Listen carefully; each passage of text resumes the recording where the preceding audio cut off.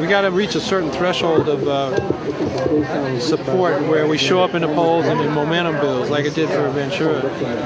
But the potential's there. I mean, the numbers are there. And the place where you'd think the anti-war sentiment was, which would be the Democratic Party, they're holding the Clinton, not because they love her positions, but because they're thinking, it's like, she may, you know the phrase, he may be an SOB, but is our SOB? I mean, I think that's the way a lot of Democrats feel about it. You break it down in the poll, anti-war versus Clinton is 33% men and women.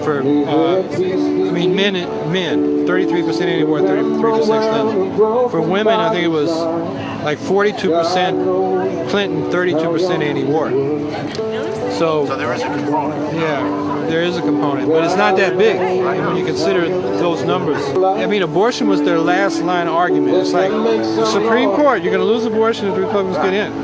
But now the Democrats are retreating on it. So, I mean, what argument can they have left for us to vote for them as a lesser evil? It's not there.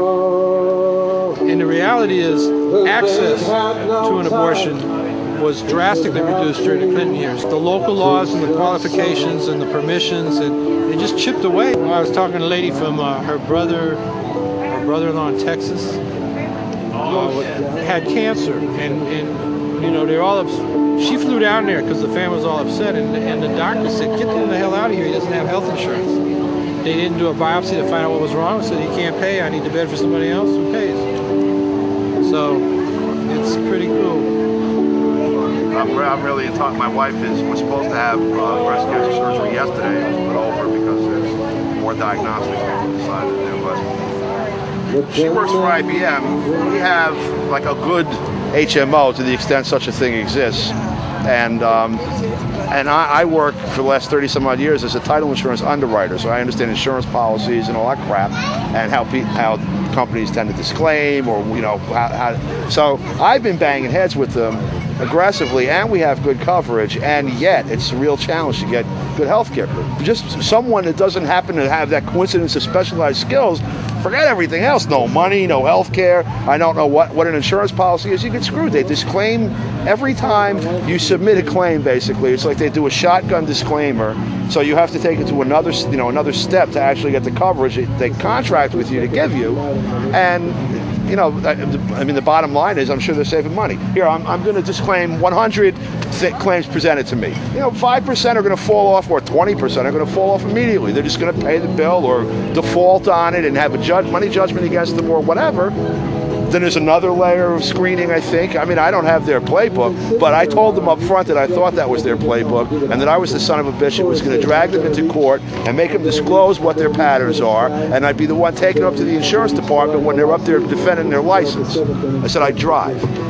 So they got nicer a little bit, but not much. They're still fucking us around. It's probably a good issue for the controller, since the he does audits, and I've been reading those audits. It's fascinating. It'll say, for instance, the Racing Association, that we subsidize to the tune of $30 million.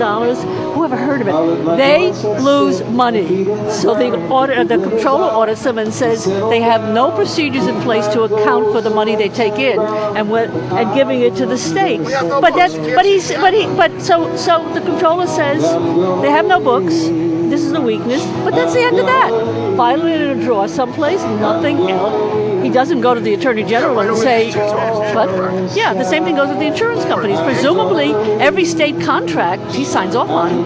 So he can, in fact, audit them, come up, and I see, actually, in the audits, it's there, except nothing else happens because he does his job, period, and stops there. Okay, that I found report finished. Now, that's the end of it. He could get on TV every night in the week and say this, that, and the other thing are happening. Look, here's the evidence, but he doesn't do it. The Housing Finance Agency is charged, and it's another authority, charged with subsidizing the building of affordable housing. Last year in New York City, $12 million was allocated for it. $6.5 million went to build luxury housing. The developers got $6.5 million for luxury housing and $5.5 for affordable housing from an agency charged, and he's the guy that's in charge of monitoring them, supervising their work. So did he do anything about it? Sure, he probably fired a report and said they shouldn't have done that. Into the drawer. Look at Spitzer's campaign reports. This January campaign disclosure. I caught this one like I'm fighting this developer in Austin. Okay. Kylie Travis, $25,000. Who's Kylie Travis? Mrs. Louis Capelli. New Rock LLC Capelli, $10,000. Barbara Capelli, $5,000, all on one schedule. And you look at, okay, why isn't the AG defending a piece of publicly owned land as they're charged with doing under the public lands law? And you look and see, you file a complaint October 5th, and October 12th, you got these contributions from the guy you're complaining about. It's all on paper. Our Village of Austin had a report done by McCall's office in 2000. And for the third time, they reported, just matter of factly, that the village does not have a chart of assets. So they have no idea how many cars they own, what real estate they own, how many, typewriters, computers, cassette recorders, telephones. They have no idea what they own, what they've bought, what they maintain, what they've sold. Every town, county, city in the state spends its money for the public benefit and efficiently. And clearly, if Ossining doesn't have any records, how can he be fulfilling his job of checking to see that it's spent? And the other thing is this mind-blowing business of $140 billion investment fund. The New York State Retirement Fund is $140 billion. He's the sole trustee, the only one that decides on something.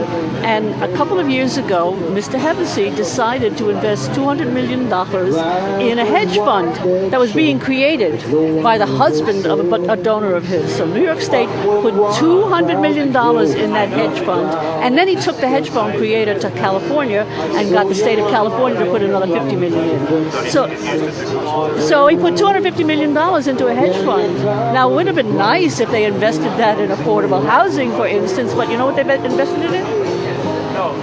Road construction in Israel. It got reported in the LA Times, interestingly, but it didn't get into the New York Times. Guess what? Hevesy's brother is on the New York Times editorial board. Oh, really? Actually, every American is uninsured. Yeah. Because what you're talking about is that your insurance doesn't cover your health care. Right. My brother pays for health in New York. For a while he paid for health in New York. And he was paying for his insurance, but it had no mental health care coverage whatsoever. No emergency coverage for mental health, nothing. No medications, nothing. So if we have no control over what our health care is covering, and we have illnesses that our health care is not covering, then we are not insured. Basically, we're not insured. And I know when people are in a situation, like when they have cancer, they have mental health problems, what have you, the gold star is to get onto Medicaid, because then that will cover everything. So if our insurance is coming from the government, we can cover everything. Right. Once we decide legislatively this is what's covered, that's what's covered. So. I mean, the whole medical industry needs to be totally socialized. It's obvious that the society should take upon itself at least these minimum steps, that everyone should be able to live, and everyone should have health care, everyone should be able to eat, live indoors, I meant to say. Basic things like that. It should be it's the purpose of a society. I mean, what else is the purpose of a society? If you don't have that, we can't survive. We're going to go to the moon and stuff and do all these other things, but you can't eat, you can't have no place to live. And so, I mean, that's a big move. Well, from here to there is a long walk maybe, but if we don't get there pretty soon, it's going to be pointless. I think. I don't see how our species survives, 3 generations, 4 generations out if we're not doing something extremely, like a big major shift in direction.